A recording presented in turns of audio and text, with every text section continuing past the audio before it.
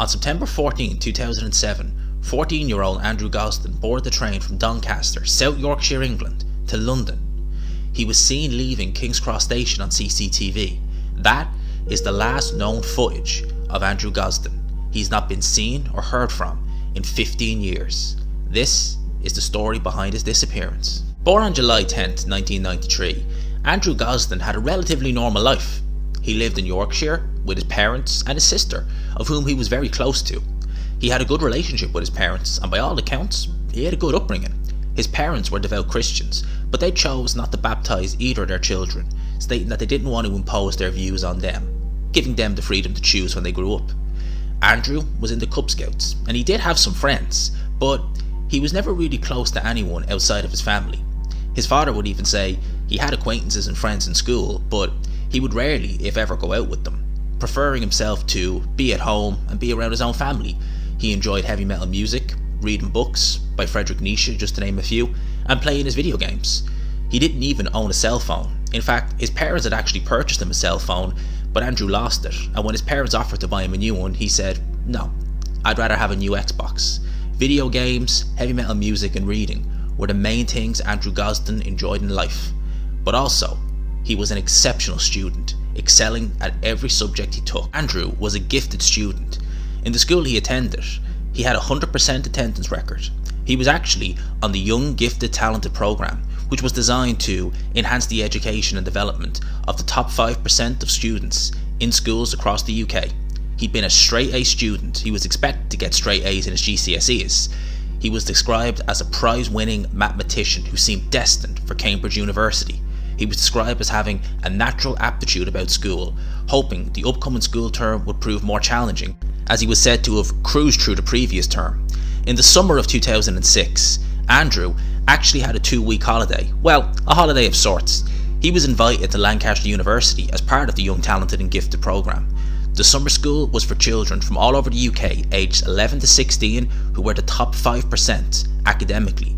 Gosden's parents recall that on his return from summer school he was enthusiastic about what he'd been doing there. Andrew, being academically gifted, was not street smart, and that's according to his father. His father actually said that Andrew was the sort of person where if he came up with an idea, he wouldn't really think it out, he would just act it. He wouldn't think about the consequences, he wouldn't really think of anything other than the idea in his head. So lacking street smarts is not good. It's all well and good to be academically smart, but on the street is where you need it. So in the run up to his disappearance and the theories surrounding his disappearance, many people believe that Andrew's lack of street smarts played a big factor in it. But we'll get to that in a second. During the summer of 2007, Andrew's parents had suggested that he travel to London to stay with his grandmother, but Andrew chose not to go, despite the fact he'd been to stay with his grandmother several times and actually was said to be quite familiar with London and its undergrounds, which shows that he has a good knowledge of the city. He chose to stay at home and spend the summer with his parents. The new school term started in September, and 8 days into the school year is when Andrew disappeared. In the days leading up to his disappearance, Gosden twice broke his normal routine. His parents reported that he told them he walked home from school rather than taking the bus on 2 separate occasions. The walking route was 4 miles. That's quite long. Roughly would take you an hour and 20 minutes to walk it. To put it in context, from the Tower of London to Westminster is roughly 4 miles, maybe a bit less. To walk that, it will take you roughly an hour. The evening before his disappearance was described as rather uneventful by Andrew's father. The family ate dinner together, as was usual. They washed the dishes together, which again was usual. Andrew spent an hour making a jigsaw with his family and then watched Mock the Week with his mother. All in all, rather uneventful day. Nothing would have suggested the next day would be the last time they'd ever see him. On the morning of his disappearance, Gosden had difficulty waking up and seemed particularly irritable. His mother stated that this was very unusual as he was normally always awake on time. At 8:05 AM, Gosden left his house and was witnessed walking across the local park to his usual bus stop by family friend Reverend Alan Murray, who was sitting on a park bench. However, instead of taking the school bus, Gosden diverted from his normal route, walked to a cash machine at a local garage. He withdrew £200 of the available £214 in his bank account. It is likely he would have withdrawn more, but the machine would only withdraw cash in 20s, meaning £200 was the maximum he'd be able to withdraw. At home, Gosden placed his uniform in the washing machine and his blazer back on the chair. He then changed into a black Slipknot t-shirt, black jeans and took a bag with various patches of rock bands and heavy metal bands on it. He took his wallet, keys and his PlayStation Portable. Interestingly, however, he neglected to take the charger for his PlayStation Portable, which indicates to people looking at this case that he'd fully intended on coming home, because if you leave without the charger, what's the point in having the PlayStation Portable? Even if you try and sell it, no one's going to buy it without a charger. No other possessions were identified as missing. It was quickly established he'd not taken his passport. Gosden also left around £100 of cash that had been saved up from his birthday, rather choosing to leave that there, which again leads people to theorise that he had planned on coming home, because if you were going to run away and you had £300 instead of £200, it'll go a long way. But no, he decided to leave the £100 there, which was a strange one. At 8:30 AM, Gosden departed from the house and was seen walking down Littlemore Lane towards Westfield Park on a neighbour's CCTV. He then walked to Doncaster railway station, purchased a one-way ticket to London, which cost around about £31.40. The ticket seller was later interviewed, and she recalled that she told Gosden that a return ticket was just 50p more expensive, but he insisted on purchasing a single ticket, which again is quite strange considering the fact that if he was going to go back the next day, he would have to pay the £31 again, rather than just pay, as nearest makes no difference, 32 quid and be home in the day. At 9:35 AM, Gosden was seen boarding the train to King's Cross Station alone. A woman reportedly sat next to Gosden, whom was described as being quiet and engrossed in playing his video games. When Gosden failed to attend the morning lessons at school, his teachers tried to contact his parents. The school believed they had called Gosden's parents and left a message informing them that he had not attended school. However, a mix-up in administration meant that the receptionist dialed the number for the wrong parents and left a message to parents who were not Andrew Gosden's. It's unknown, but it's speculated that had they got through to Andrew's parents, this whole situation may have turned out very different. Gosden arrived at King's Cross Station at around about 11:20 AM. He was captured leaving the main entrance at 11:25 AM.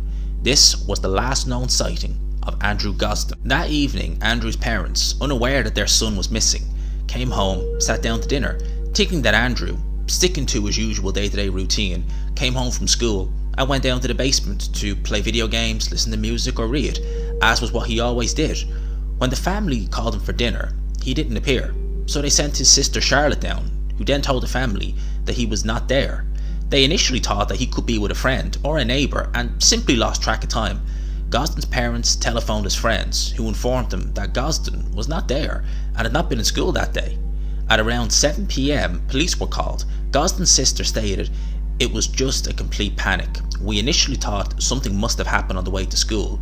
When we found out that he hadn't even been to school or even tried to go to school, that was even more worrying." Andrew's sister Charlotte and his father Kevin scouted the area and they searched the route where Andrew would walk to school, but found nothing. Within 3 hours of discovering Gosden's disappearance, a missing persons leaflet was produced. Gosden's friends and family were searching the area until nightfall. That weekend, the police searched bushes around the area of Doncaster, but again, they found nothing. 3 days later, after speaking to the woman whom sold Gosden the ticket, the police confirmed that he had travelled to London. The ticket seller at Doncaster Station remembered Gosden because he refused a return ticket, despite the cost only being a small amount more. Gosden's father later stated that he purchased a single ticket rather than a return did not seem strange, as Gosden knew many people in London whom he could have stayed with. With the knowledge known that Andrew actually travelled to London, the South Yorkshire Police said that it asked the British Transport Police to search the CCTV footage within 2 days of Gosden going missing, but the British Transport Police could not pick him out of the crowds. 3 weeks later, CCTV footage from King's Cross Station was once again reviewed by the British Transport Police and the South Yorkshire Police, who then identified Andrew Gosden. They were able to identify him with a distinct double ridge on his ear. The Gosden family feel at this point the situation was taking an ugly turn, as all eyes were being pointed on them. Now, in a case of a child running away and going missing, more often than not, the family are the prime suspects, not necessarily in his disappearance, but them being the reason for his running away. With Gosden's family, they seemed to live an idyllic lifestyle, so they couldn't understand why they were being targeted. And many people actually feel as though the British Transport Police, certainly in London, were deliberately being difficult, for reasons we may never know. The family and the police investigated the possibility that Gosden had gone to London to meet someone over the internet. This is still possibly the most plausible theory, however, there is really no evidence to suggest that. Given the fact that Gosden did not use a computer at home, in fact, he didn't even own one, it was his sister's, whom he frequently used from time to time, but that wasn't looked at and nothing was found. He didn't even have an email address, and for all his gaming, he didn't even have an online account to his Xbox or his PSP.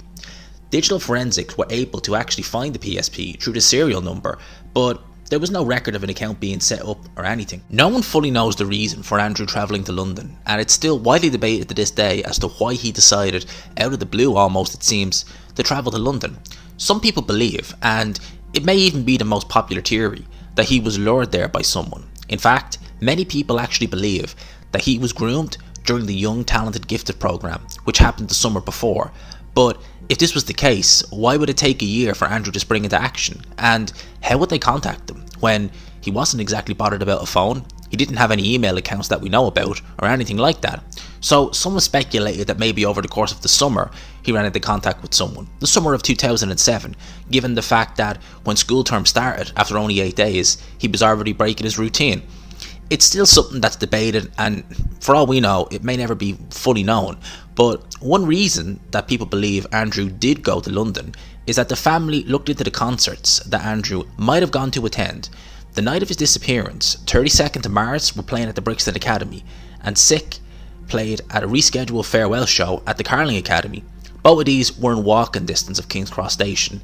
There was also recorded sightings of him in Covent Gardens at a Pizza Hut, so some speculate that maybe he got off, given the fact that King's Cross Station is not far from Covent Gardens. He ate some pizza and was planning to attend an event, but for whatever reason, he either didn't get to the event or he got to the event and something happened. We may never know. And the rationale for his one-way ticket could be as simple as that he thought he would go to this event, seek forgiveness rather than approval, and rather than pay for a hotel or go home very late at night, he would just go and stay with his grandmother. But obviously we'll never know, and it's hard to say what really happened to him. After Andrew's disappearance, in the year or so after it, there were several reported sightings of him, but there wasn't really much information to go on. However, in November of 2008, a man visited Leominster Station in Hertfordshire in the West Midlands and used the police intercom system to talk to a police officer, stating that he had information about Gosden. As it was evening time, an intercom system was used rather than a manned reception desk. By the time an officer arrived to take the details, the man had left, which is very strange considering the fact that he obviously went there to give him some information and then just up sticks and left. Did he have a change of heart? Was he afraid of backlash? Who knows? Police later appealed to the man to get back in touch, but he never did. Subsequently, an individual claiming to be the man at the police station wrote anonymously to the BBC after the case was featured on The One Show. He gave details of a possible sighting of Gosden in Shrewsbury, Shropshire, in November of 2008. It has not been confirmed that it was the same man on both occasions, and if so, why did he not wait at the police station?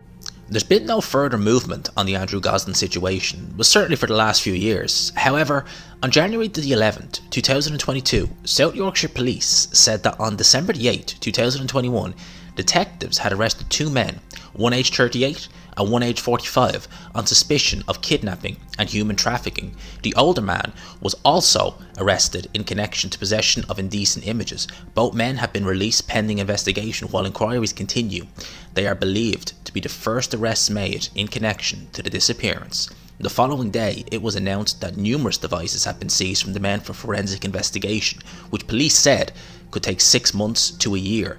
Kevin Gosden publicly thanked the public for their support and said the family did not want to know any more what had been released in the police statement. In January the 23rd, South Yorkshire Police said that the man remained under investigation and that the subsequent devices were still under examination, which is strange considering that it's taken this amount of time. And given the fact that Andrew and a boy, roughly a year later, disappeared in the same area as Andrew, might lead people to believe that there's something very sinister going on in that part of London. And to be honest with you, it wouldn't surprise me. As it stands, we've heard no further information on these two men arrests, and we're no sooner to finding out where Andrew is or what's happened.